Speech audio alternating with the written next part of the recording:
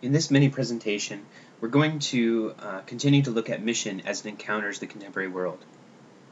How should a missionary react to the practice of other religions? You will encounter this if you travel abroad on a short-term trip or as a career missionary. What kind of role should you take? Here are 7 roles of missionaries. You can act as an adherent or insider, one who adopts the habits, practices, and rituals of the adherents of the religion. You could respond as a seeker or inquirer, one who explores religious teachings with the intention of actually considering conversion. You could act as an explorer, one who exchanges religious ideas through dialogue. As a reporter, as outsiders whose job is to accurately describe and report the religion that you encounter. You could act as a specialist, a reporter who specializes in one religion or one aspect of religion, as an advocate of a new religion, or as an apologist or an antagonist.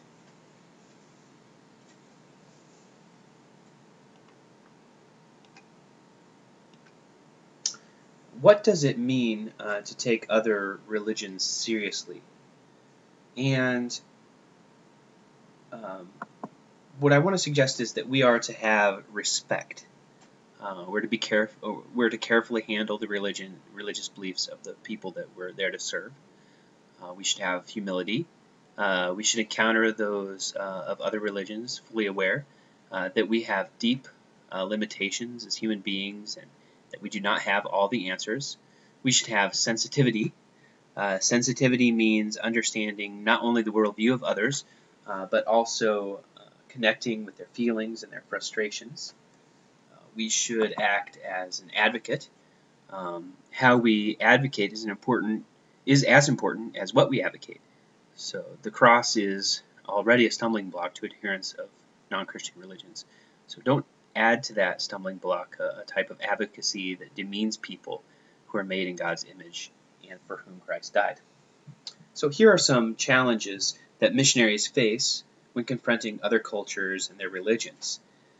The first is folk religions, and Johnston calls them, in his text, ethnic religions. And folk religions really are a mixture of local religious ideas and practices, often intermingled with animistic beliefs. And they tend to be pragmatically oriented. The most important question for the average follower is not, is it true, but does it work? And folk religious beliefs and practices are in some ways inherently syncretistic. They're a blending of formal with the local. And though changing with time, as local traditions change, the general orientations to life that they offer tend to persist even though major religions change.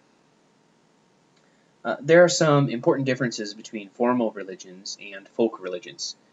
Take a moment to look at these in the chart on the screen.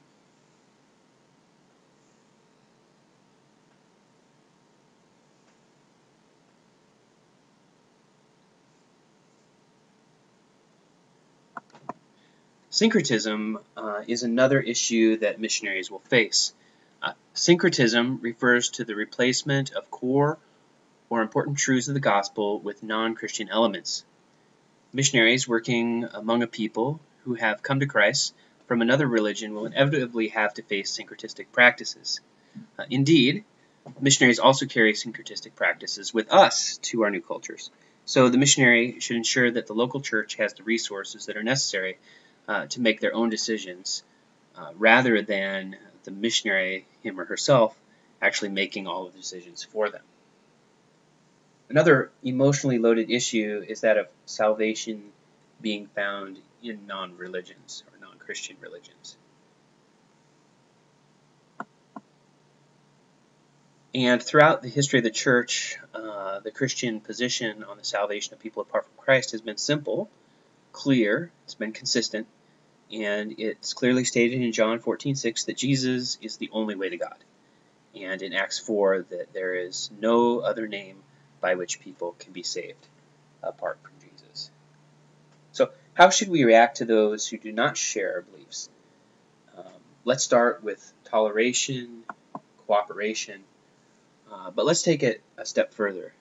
Scripturally, Christians are called not to tolerate, but simply to go further. They're commanded to love the followers of non-Christian religions, and this love includes dialogue regarding important issues without coercive or threatening language or actions.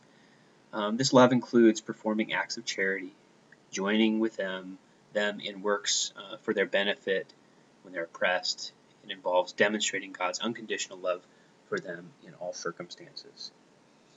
It's important to remember, as has been mentioned in the Johnston presentations, that religious persecution is on the rise, and with little evidence that the trend will change. Religious persecution is seen in context of Islam, Hinduism, to a lesser extent Buddhism, and in other traditional or religions of the world.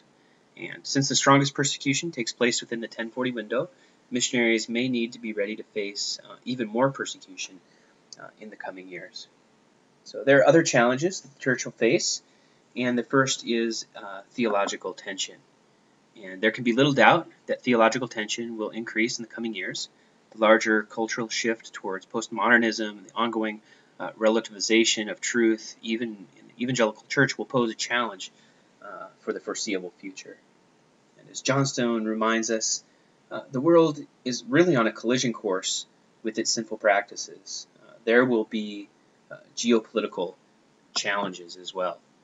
There's little doubt that new ethical and even globally threatening issues will loom larger and larger in the near future, and missionaries may very well find themselves at the epicenter of devastation on a global scale, something that's probably unheard of to this point in human history. So will we be prepared to minister in love in the midst of that tragedy? There will also be challenges from emerging models of the church.